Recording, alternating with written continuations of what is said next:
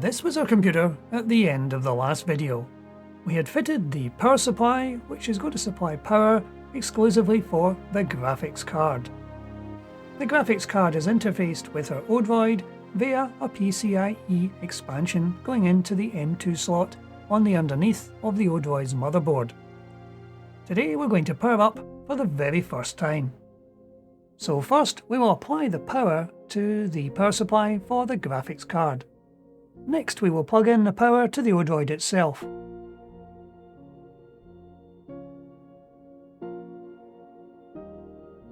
We have the HDMI cable plugged into the back of our graphics card. And we're going to switch over to monitor what's coming out of the Odroid.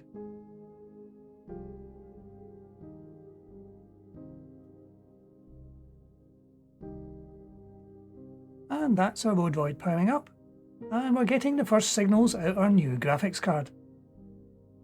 So far, so good. I'll also need to plug in a keyboard to our Odroid. Ah yes, and at this point Windows decided it was time to do a Windows update.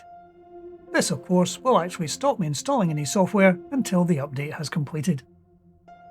And we have yet to load the drivers for our AMD graphics card. So we're going to get it onto the internet and we're going to download the Adreno edition for the drivers. And if we have a look at the device manager, we can see that the display adapters have been updated to show AMD Radeon as our graphics card. So now that the graphics drivers are now installed on the Odroid, the graphics card appears to be working rather well.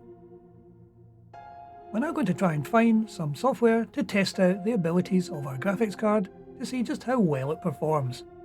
We're now going to try running GFX Bench to do some benchmarking on this system just to see how well it performs.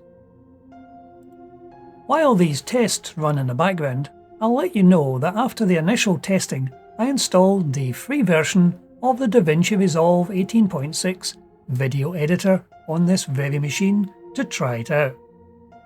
While this Odroid has only half the memory and half the processors of my normal video editing computer, and a more modest graphics card, it did manage to do the first edit of this video, taking 38 minutes of video and editing it down to around 5 minutes.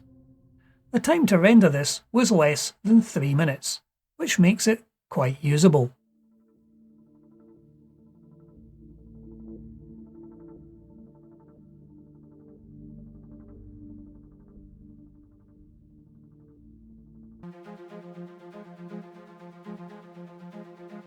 Now that the first benchmarks have finished, we can have a look to see how they compare with other users and other graphics cards.